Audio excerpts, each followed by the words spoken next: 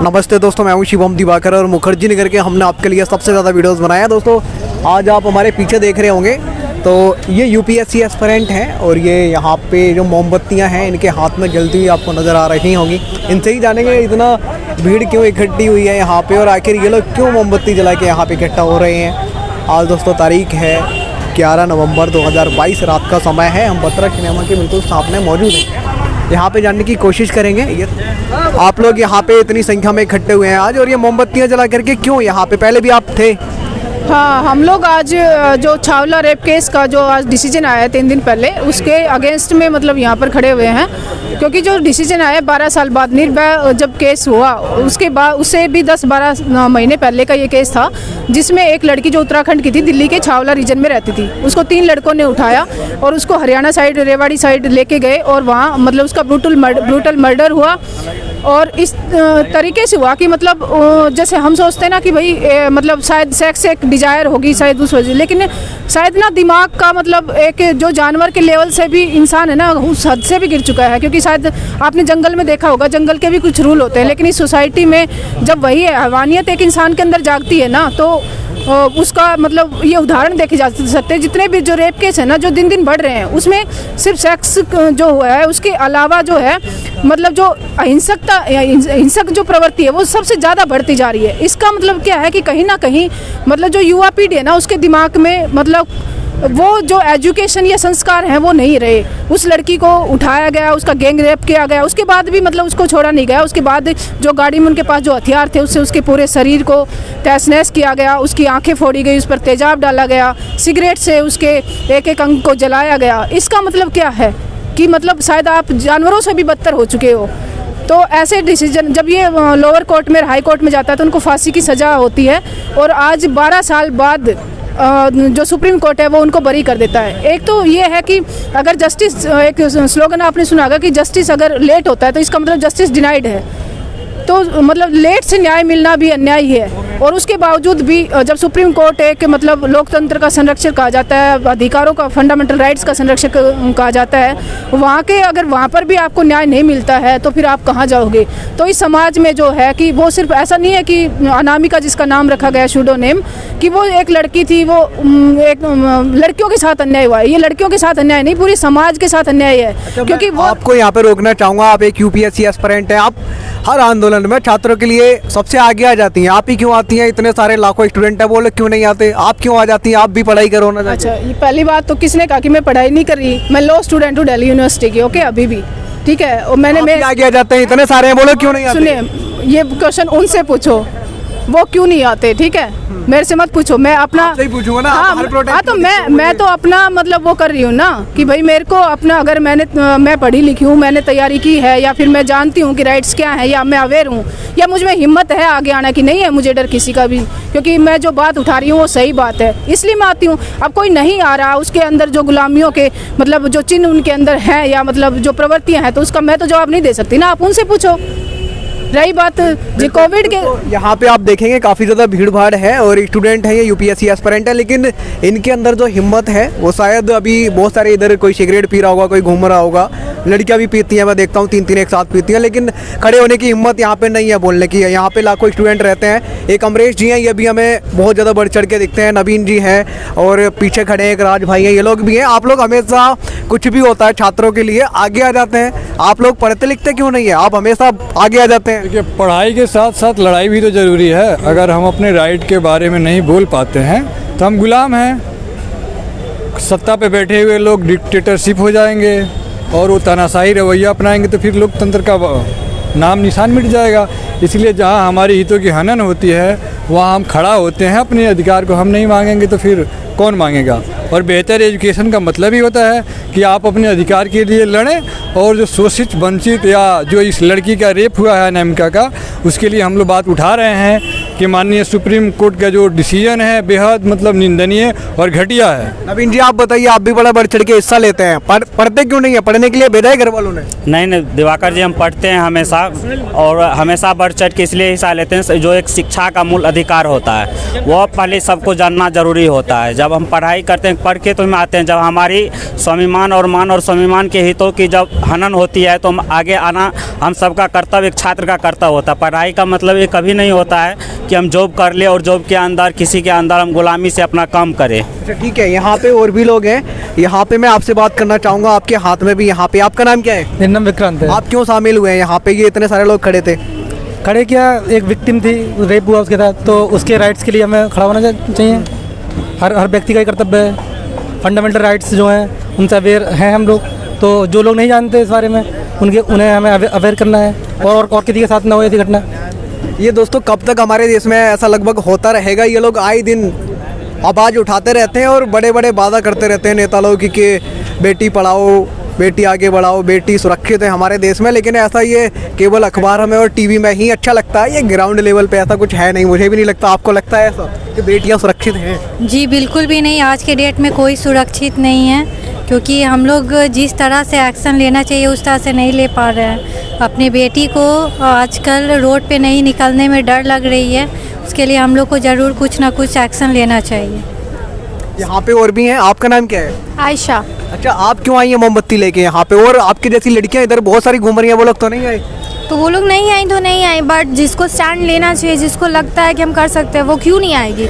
जो नहीं आ रही नहीं आए, उससे क्या ही मतलब है। आप सुरक्षित हैं? आपको लगता है आप रात को घूम सकती कोई हैं? सुरक्षित नहीं है, कोई 2% भी सुरक्षित नहीं है लड़कियां। ये बस ये चोचला है कि बेटी बचाओ बेटी पढ़ाओ, कुछ हो तब ना बेटी बचाओ। बेटी बचती ही कहाँ है, पैदा होते ही निकल लेती है कुछ भी। आप बताइए, आप भी यहाँ पे मोमबत्ती लेके खड़े हैं, क्या नाम है आपका? मेरा नाम मंतोष कुमार है। आपको लगता है बेटियाँ सुरक्षित हैं, बेटियाँ आगे बढ़ रही हैं? बिल्कुल भी नहीं है। ये जो अभी प्रेजेंट में सरकार है, इनमें तो बढ़ चढ़ के भी नहीं है। मतलब कंपेयर करें आप पिछले सरकार से, तो इस सरकार में ज़्यादा ही बेटियों पे अत्याचार हो रहा है। तो मैम आप बताइए, यहाँ पे और भी सर हैं। सर आप इधर आइए, आपका नाम क्या है? मेरा धर्मराज कुमार। अच्छा, ये जो बड़े बड़े वादे किए जाते हैं कि बेटियाँ सुरक्षित हैं, आगे बढ़ेंगी, पढ़ेंगी बेटियाँ, अरे इस तरीके से कांड हो जाते हैं, फिर 10-10, 12-12 साल लग जाते हैं, तब भी सज़ा नहीं मिलती आरोपियों को। क्या कहना चाहेंगे? सर, हर मोड़ पे हम सरकार को दोषी नहीं ठहरा सकते हैं, समाज भी इसके लिए दोषी है। गैर संस्कारी लोग जो है, जो समाज पे अराजकता का माहौल तैयार करता है, तो हमारे समाज के ही लोग होते हैं। लेकिन उनको समाज के लोग अगर उनको नज़रअंदाज करें, बहिष्कार करें, तो इस पर बहुत सारे जो समस्याएं हैं उसको सोल्व किया जा सकता है। सरकार भी काम करती है, लेकिन सरकार में भी कुछ ऐसे लोग हैं जो इनको आगे बढ़ाने में प्रमुख भूमिका निभाते हैं। इसी कारण समाज में असमंजस की भूमिका रहती है। आप बताइए सर, आप भी यूपीएससी की तैयारी करते हैं क्या? हाँ, मैं भी यूपीएससी का तैयारी करता हूँ। कहाँ से हैं आप? मैं नालंदा जिला का हूँ। आपको क्या लगता है ये फैसला सही है क्या?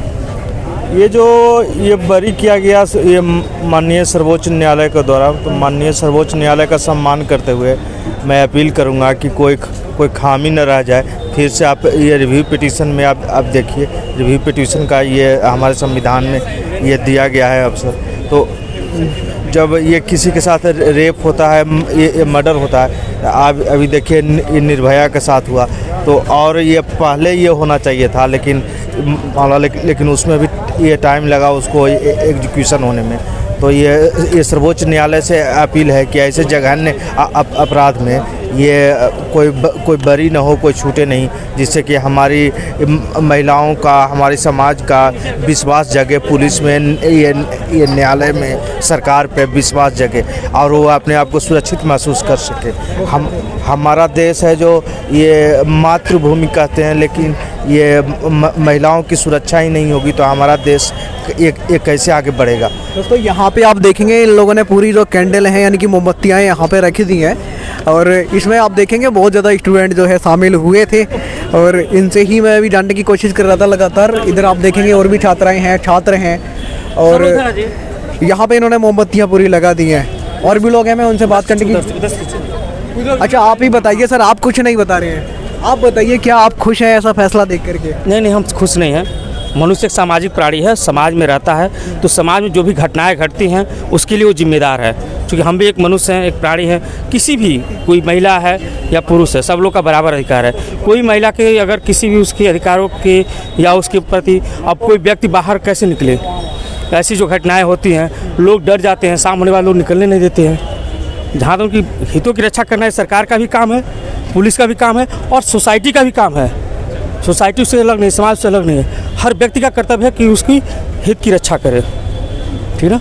और कुछ यहाँ पे और क्या कह रहे हैं अमरीश? देखिए, इस केस का जो डिसीजन आया है, सुप्रीम कोर्ट के माननीय जो 3 जजों ने डिसीजन दिया है, इस पे सबसे पहले संदेह यही होता है कि हम लोग कहते हैं कि डॉक्टर और सुप्रीम कोर्ट के जज या लोअर हाई कोर्ट के जज एक भगवान के मतलब स्वरूप होते हैं कलयुग में इस धरती पे, कि उनकी डिसीजन सर्वोपरि होती है। वहीं जज जो हाई कोर्ट से सुप्रीम कोर्ट में जाते हैं, लोअर कोर्ट और हाई कोर्ट के जज पहले उन 3 लड़कों को जो कन्विक्ट हैं उनको फांसी की सज़ा दे दिया है, और काफ़ी स्टडी करके, चूँकि 14 फरवरी 2012 की घटना है और इतने दिन के बाद, और माननीय सुप्रीम कोर्ट का ये जो डिसीजन आया है कि जो कल्प्रिट है वो निर्दोष है, किस आधार पे दिए हैं, इस पे जुडिशियरी पे लोगों का जो विश्वास है, विश्वास उठ रहा है और प्रश्न चिन्ह उठ एकदम लग रहा है। तो पूरा उठा रहे हैं यहाँ पे खड़े होके?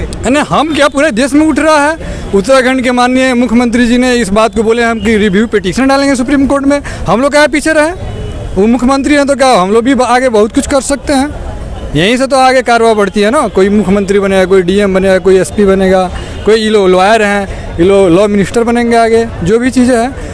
तो ये मतलब बेहद निंदनीय घटना है और बहुत अशोभनीय डिसीजन है सुप्रीम कोर्ट पे। और हमें लगता है कि जो भी डिसीजन का जो प्रक्रिया है, जो उन्होंने किस आधार पे डिसीजन दिया है, एक रेपिस्ट को बरी करना, वो देखा जाएगा। और हमें लगता है कि इस पे माननीय प्रधानमंत्री जी को संज्ञान लेते हुए पूरा विचार करना चाहिए पीएमओ से, और उन जजों पे कार्रवाई करना चाहिए कि आखिर आपने किस आधार पे किया है। क्योंकि देखिए, सुप्रीम कोर्ट का जो जज हैं वो होता है कि ज़्यादा बेंच से, जैसे 5 होंगे तो 3 आदमी का जो डिसीजन है जज का, अगर फैसला जिस पक्ष में आ जाए, निगेटिव या पॉजिटिव, तो उसको मानना होगा। 2 जज अगर पक्ष में देते हैं, 3 विपक्ष में देते हैं, तो विपक्ष को ही माना जाएगा। तो हमें नहीं लगता है कि इस देश में जो भी होगा जज के द्वारा ही होगा। हमारे पार्लियामेंट ने निर्भया कांड जो हुआ था उस पर भी कानून बना, और इस पे हम माननीय प्रधानमंत्री जी से कहना चाहेंगे कि गहन अध्ययन करें, चिंतन करें।